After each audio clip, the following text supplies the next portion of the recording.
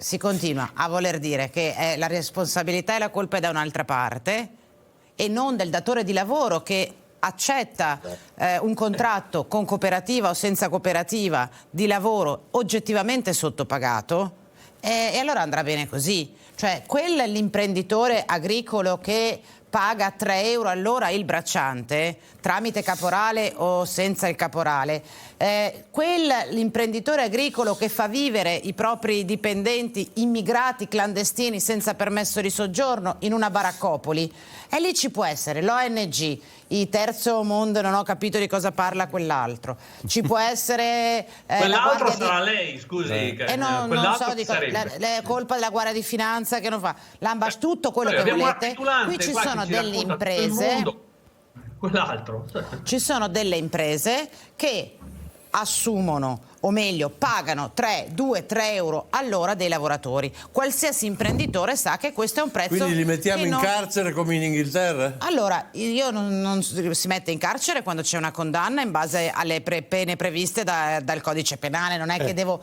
buttare in carcere Dico che chi commette lo sfruttamento di manodopera ha una pena prevista dal codice. Però non cerchiamo. E perché non viene applicata? Certo che viene applicata, poi lo chiede al sottosegretario della giustizia, lo chiede a me, però dico non cerchiamo alibi.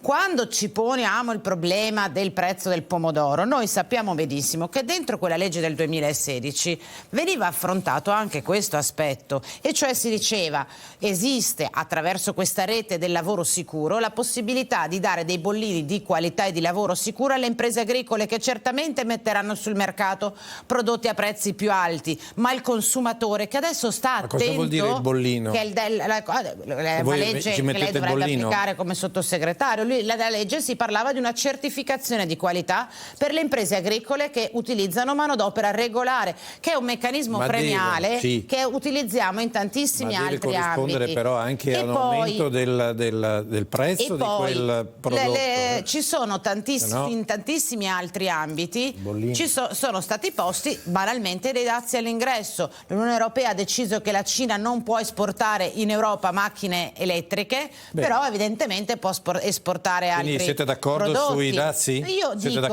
Io dico che intanto noi non possiamo pensare in questo paese di rendere competitive le imprese facendo speculazione sul costo del lavoro, che è quello che sta avvenendo in Italia, dove la produttività, si diceva prima, non viene rinforzata attraverso un'organizzazione del lavoro più efficiente, attraverso la sburocratizzazione, attraverso una giustizia efficiente, sottosegretario.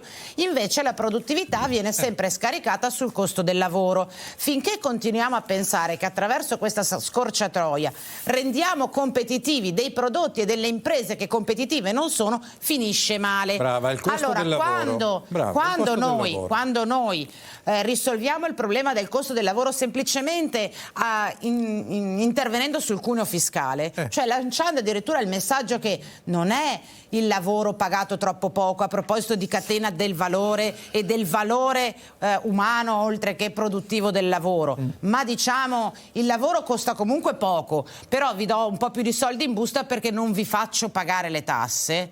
Quindi questo è l'unico intervento fatto sul costo del lavoro, senza riconoscere che una quota rilevante dei lavoratori in questo paese è sottopagato e dunque sfruttato, anche se ha un contratto di lavoro, magari è un contratto pirata. Così abbiamo aiutato i lavoratori. Io penso che voi facendo così, con una manovra che vale 1-2 anni, avete dato qualche soldo in più in tasca ai lavoratori o avete consentito alle imprese di risparmiare qualche soldo, va benissimo, ma avete evitato di affrontare il tema vero con cui bisogna fare i conti, e cioè il costo del lavoro, o meglio il valore del lavoro, che in questo paese è sottodimensionato. Bene, allora avete respinto, scusi e finisco, respinto senza possibilità di discussione la proposta sul salario minimo,